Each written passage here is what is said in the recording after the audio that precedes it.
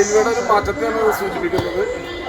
കേരളത്തിൽ സ്ഥിരം സന്ദർശിക്കുന്ന ഒരാളെന്ന രീതിയിൽ നമ്മൾ ഏത് റെയിൽവേ സ്റ്റേഷനിൽ ചെന്നാലും ഇപ്പോൾ എല്ലാം നവീകരണ പ്രവർത്തനങ്ങളാണ് നടക്കുന്നത്. നമുക്ക് സ്റ്റേഷനൊന്നും തിരിച്ചറിയാൻ കഴിയാത്ത വിധത്തിൽ ചെറുതും വലുതുമായ കേരളത്തിലെ എല്ലാ റെയിൽവേ സ്റ്റേഷനുകളിലും വലിയ തോതിലുള്ള നവീകരണ പ്രവർത്തനം നടക്കുകയാണ്. അതുപോലെ തന്നെ ട്രെയിനുകളുടെ ഒരു സൗകര്യങ്ങൾ പണ്ട് കാലത്ത് ജനറൽ കമ്പാർട്ട്മെൻറ്റിൽ കയറുക എന്ന് പറഞ്ഞാൽ അല്ലെങ്കിൽ അൺറിസർവ്ഡ് കമ്പാർട്ട്മെൻറ്റിൽ കയറുമ്പോൾ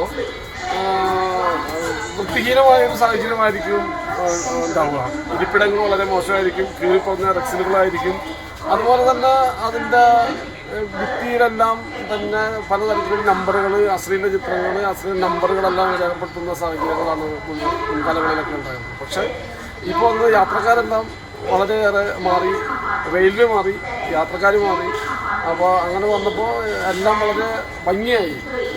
ഒരു ഇന്ത്യൻ സംസ്കാരത്തിനും കൾച്ചറിനും യോജിച്ച വിധത്തിലുള്ള ഒരു സാഹചര്യമാണ് ടിവികൾക്കെല്ലാം ഇപ്പോൾ റിസർവേഷൻ കമ്പാർട്ട്മെൻറ്റ് കണ്ട റിസർവേഷൻ കമ്പാർട്ട്മെൻറ്റും ജനറൽ കമ്പാർട്ട്മെൻറ്റും കണ്ടാൽ സത്യത്തിൽ മാറിപ്പോകുന്ന സാഹചര്യമാണ്. ഇന്ന് രാവിലെ ഞങ്ങൾ എറണാകുളത്ത് നിന്ന് തിരുവനന്തപുരത്തേക്ക് വരുമ്പോൾ ഞങ്ങൾ കയറിയ കമ്പാർട്ട്മെൻറ്റ് പെട്ടെന്ന് അൺറിസർവ്ഡ് കമ്പാർട്ട്മെൻറ്റിൽ നിന്ന് കൊച്ചും എഴുതിയിട്ടുണ്ടെങ്കിലും അകത്ത് കയറി കഴിഞ്ഞപ്പോൾ ഞങ്ങൾക്ക് അത് റിസർവേഷൻ കമ്പാർട്ട്മെൻറ്റാണെന്നൊരു സംശയം ഉണ്ടായി. സഹയാത്രികരോട് ചോദിച്ചാണ് എല്ലാ ജനറൽ കമ്പാർട്ട്മെൻറ്റാണെന്ന് നമ്മൾ തിരിച്ചറിഞ്ഞത്. അതുപോലെ തന്നെ അടുത്ത സ്റ്റേഷനിൽ കയറുന്ന യാത്രക്കാർ നമ്മളോട് ചോദിക്കുന്ന സാഹചര്യം ഉണ്ടായി, ഇത് റിസർവേഷൻ കമ്പാർട്ട്മെൻറ്റാണെന്ന്.